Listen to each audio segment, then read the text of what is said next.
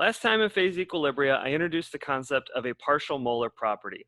Sandler's notation for partial molar properties is theta. So theta is any general thermodynamic property. It can stand in for enthalpy, entropy, so on.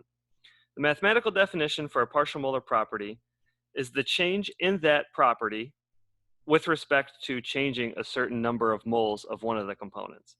So remember, we have a mixture now where we have more than one component.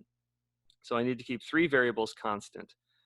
So in this definition, I am changing the number of moles of one of the components while keeping all other components the same number of moles. So conceptually, you can think of this partial molar property as if I add a little bit of one of the components, how much will the overall property change? And the goal of doing this is to derive an equation such as the one I've written here, which is the total molar property is equal to a weighted mole fraction of the partial molar properties. And the idea behind that is that we want it to mirror what the ideal mixture property is. So remember, this is the intuitive solution. Intuitive. In other words, if you wanted to figure out what the thermodynamic property of a mixture is, of an ideal mixture, you could simply take the mole fractions of the pure components and multiply by a weighted average of what those, of how much of each component you have. And that would give you the ideal. So that's why we're trying to get to a partial molar property. And I had some other equations last time, and the point of this video will be to derive those equations. So we'll end up at the same equations that I gave you at the end of the last video. So throughout this video, I encourage you, I'll be pausing frequently. I encourage you to pause. So I'll tell you the step that we're going to do. I'll encourage you to pause the video, and I encourage you to go through this at your own speed, trying to guess what the next step is. All right, so let's start with just simply doing the derivation, and we're going to derive the Gibbs-Duhem equation and beyond. Gibbs-Duhem equation. I'll explain why this is useful a little later. All right, so let's just start with our general thermodynamic property theta. And by Gibbs phase rule, we can determine how many intensive variables we need. So we're going to make it a molar property theta for a mixture. So by Gibbs phase rule, I have 2 plus c minus pi. And let's start simple. Let's start with just a binary mixture, but you can imagine how the solution would change for a mixture of 3 components or 4 components or so on. So I'm going to have 2 components and minus 1 phase. So therefore I have 2 plus 2 minus 1 is 3 degrees of freedom that I must specify. Therefore, I have to define this theta as a function of 3 thermodynamic properties. So 2 thermodynamic properties are always could be covered by temperature and pressure because those are easily measured. The other property that I'll choose is going to be one that's easy to measure. I'll choose the mole fraction of one of the components. Remember, mole fraction of one of the components, not both of the components, because they're not independent. In other words, x1 and x2 are mole fractions, so therefore x1 plus x2 is equal to 1 since we have a binary mixture. However, we want to go from the mathematical definition of the partial molar property. We want to get to this equation.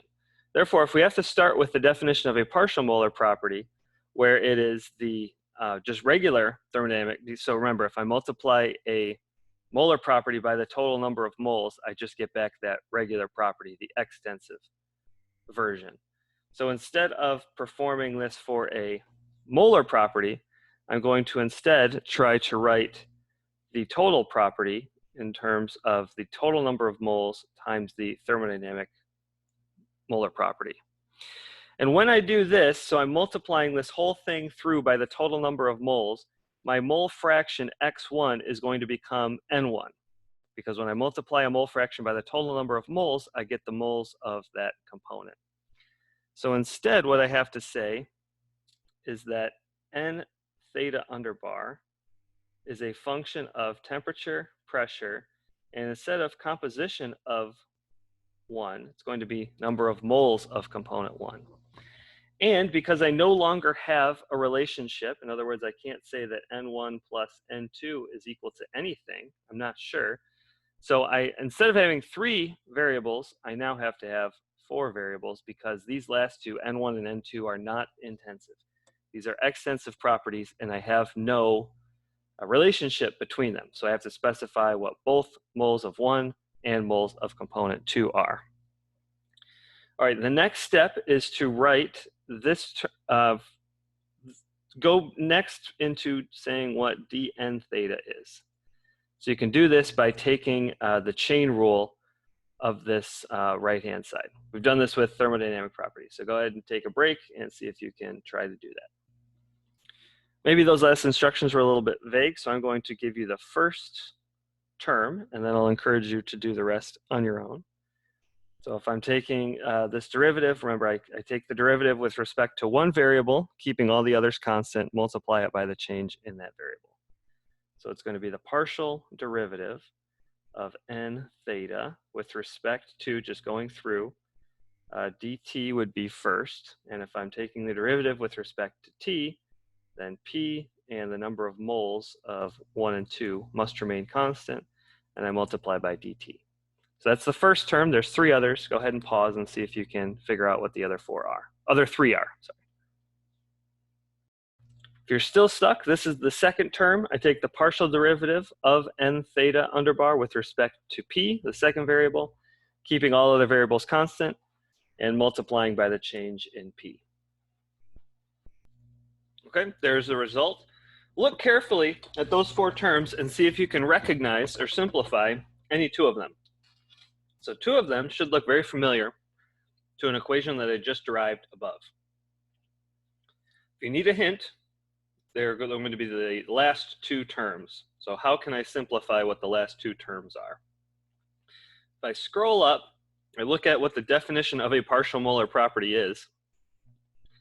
It is the change in the thermodynamic property with respect to changing a certain number of moles.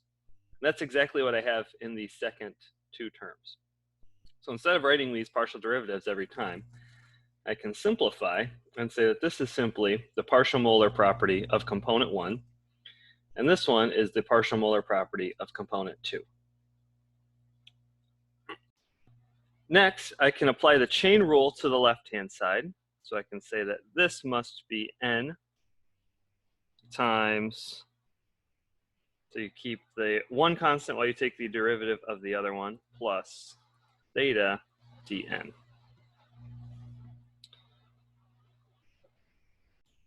Next step is I want to make a couple of simplifications to get rid of n1 and n2, recognizing how inconvenient it is to work with extensive properties because I cannot have a relationship that ever says that n1 plus n2 is equal to anything. The best I could do is say that n1 plus n2 is equal to n, the total number of moles.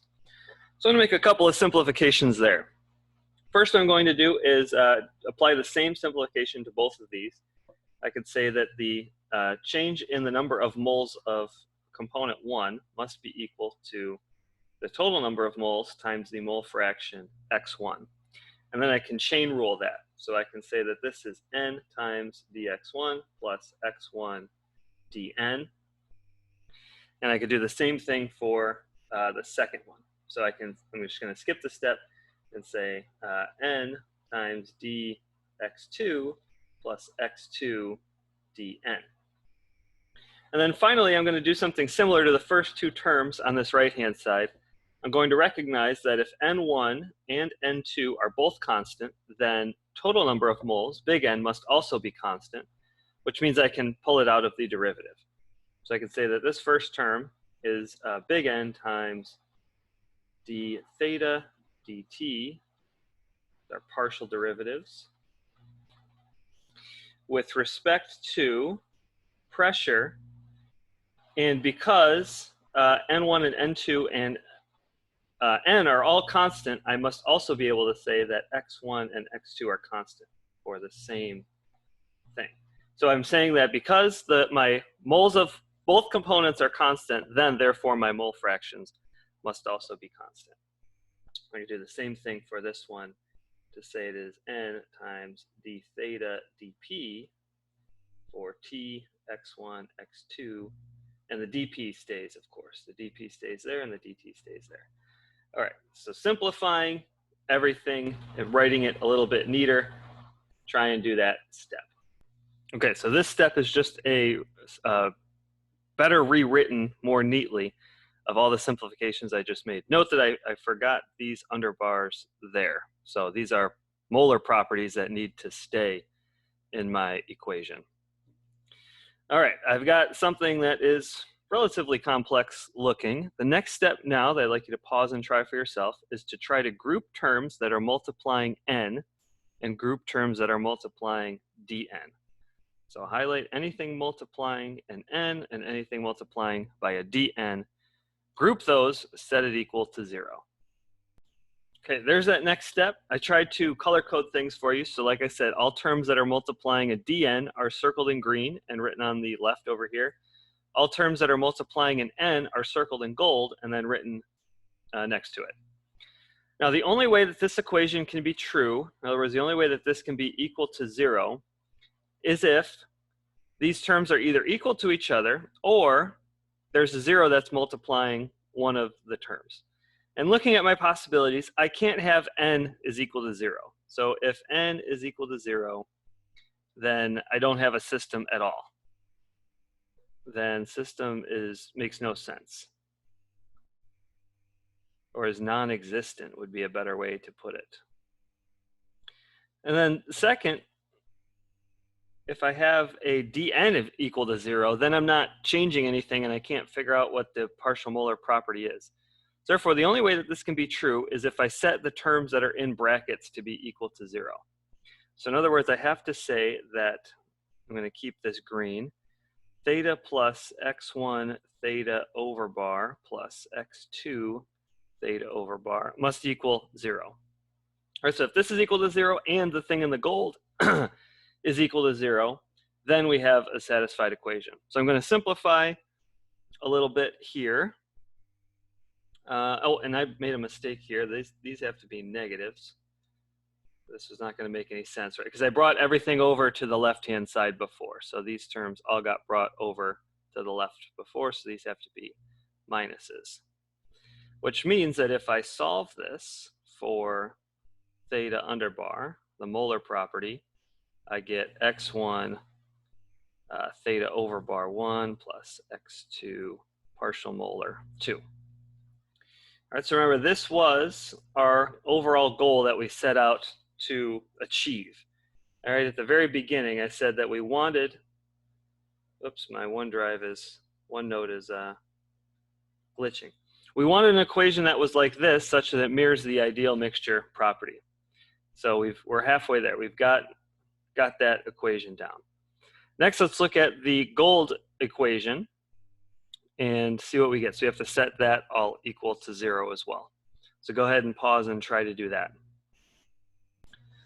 Okay, that step was a little bit easy. Just take whatever's in the parentheses, set it equal to 0.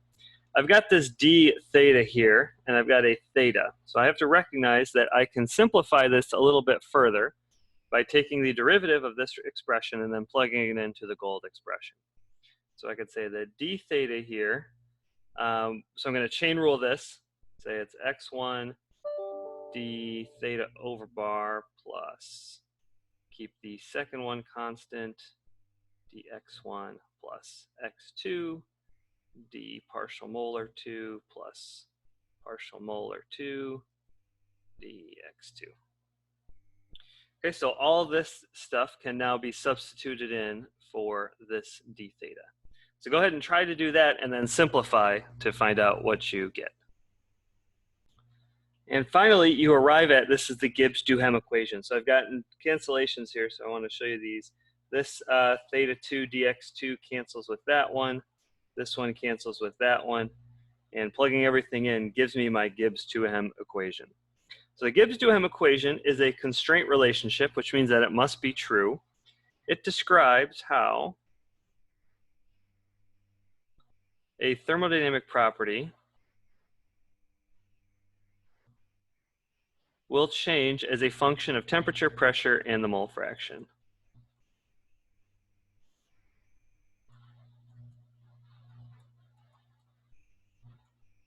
of T, P, and X1. All right, in the next video, I'm going to show you a derivation, another derivation, and that will get us to the final equation that I had from the last video.